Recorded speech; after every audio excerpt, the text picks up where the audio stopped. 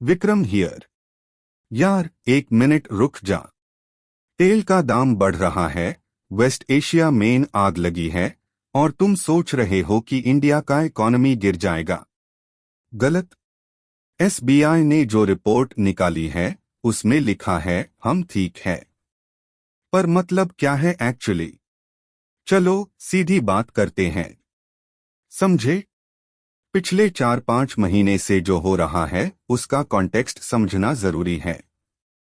Waste Asia में tensions बढ़ गए हैं, ईरान और इजराइल के बीच नाता टूट गया, और जब ये दो बड़ी पावर्स लड़ रहे होते हैं तो सबसे पहले ऑयल मार्केट्स में अर्थक्वेक आता है।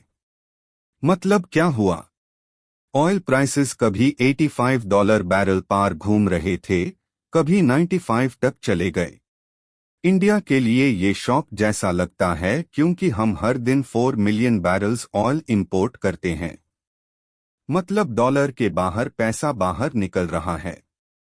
पार वेट, यहाँ ट्विस्ट है। हमारा इकोनॉमी इतना स्ट्रांग बन गया है कि एक आड़ ऑयल शॉक से काम नहीं आता। तो अब आए एसबीआई की लेटेस्ट रिपोर्ट। ये सब डरी के बीच स्टेट बैंक ऑफ इंडिया बोल दिया भारतीय अर्थव्यवस्था को टेल शॉक और जियोपॉलिटिकल टेंशन्स हैंडल करने की क्षमता है। मतलब क्या? ये नहीं कि कुछ होगा नहीं, बल्कि ये है कि अगर होता भी है तो कुछ बड़ा प्रॉब्लम नहीं बनेगा। रिपोर्ट में लिखा था इंडिया के फॉरेक्स रिजर्व्स $640 बिलियन से ज्यादा है। समझे? ये पैसे रिजर्व में बैठ के हैं। डॉलर की वैल्यू गिरने का मतलब रुपये के बाहर पैसा बाहर निकल जाएगा? नहीं, क्योंकि हमारा बफर इतना बड़ा है कि काम ही नहीं आएगी। और दूसरा जो इम्पोर्टेंट बात लिखी थी, इन्फ्लेशन कंट्रोल में हम काफी आगे बढ़ गए हैं। इन्फ्लेशन जो पिछले साल 7% तक था, अब 5 पॉइंट समथिंग तक आ गया। मतलब इन्फ्लेशन का दबाव खत्म होना शुरू हो गया। विक्रम का एनालिसिस सुनाओ। जब लोग कहते ही हैं कि ऑयल प्राइस बढ़ने से इन्फ्लेशन बढ़ेगी, तो सच में क्या होता है? 3 चीजें समझनी पड़ती है। पहला, इंडिया ने रिन्यूएबल एनर्जी में बहुत इन्वेस्टमेंट किया है। सोलर कैपेसिटी अब 100 गीगावाट्स क्रॉस कर चुका है। मतलब बिजली पेट्रोल डीजल पर इतनी डिपेंडेंट नहीं रही। दूसरा, आरबीआई ने इंटरेस्ट रेट्स ठीक रखे हैं। ये मॉनेटरी पॉलिसी का खेल है। जब इन्फ्लेशन बढ़ने का दार था, तब आरबीआई ने रेट्स बढ़ाए, अब स्लोली कम कर रहे हैं। तीसरा और सबसे इम्पोर्टेंट, इंडिया का फिस्कल डिसिप्लिन ठीक है।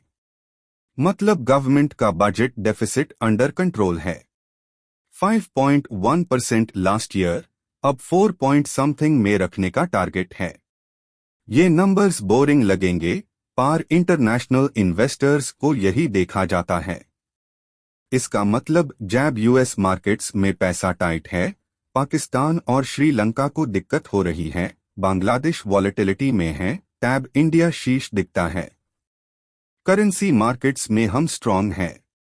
रुपये को बकवास नहीं बोल सकते लोग। अब आगे क्या होगा? रियलिस्टिकली बोल रहा हूं, ऑयल प्राइसेस अगर $100 बैरल पार भी चले जाए तो इंडिया को 0.5 to 1% जीडीपी ग्रोथ लॉस होगा मैक्सिमम। ये इतना बड़ा नहीं है। क्यों? क्योंकि हमारा ग्रोथ ट्रेजेक्टरी 6 to 7% का है। अगर आधा % लॉस भी होता है तो 5.5% बचा है। ये काफी अच्छा है। दूसरा, जियोपॉलिटिकल सिचुएशन के लिए मॉनिटरिंग जरूर होना चाहिए। अगर कुछ मेजर एस्केलेशन होता है वेस्ट एशिया में, शिपिंग राउट्स ब्लॉक हो जाएंगे। सुईज कैनाल के रास्ते जो कार्गो आता है उसमें डिले होगा। और इंडिया के पोर्ट्स खुद स्ट्रांग हो गए हैं। पैरादीप, मुंद्रा, अडानी पोर्ट्स सब कैपेसिटी बढ़ा रहे हैं। मतलब अल्टरनेटिव राउट्स बना सकते हैं। तीसरा पॉइंट, कॉरपोरेट इंडिया अब ऑयल हेजिंग समझने लगा है। मतलब कंपनीज अपनी ऑयल कंजम्पशन को प्रॉपरली प्लान कर रहे हैं। ये पहले नहीं था। तो समझे क्या हुआ? टेल शॉक आया, तनाव बढ़ा, पार इंडिया का सिस्टम स्ट्रांग है। ये बात सबको पता होना चाहिए।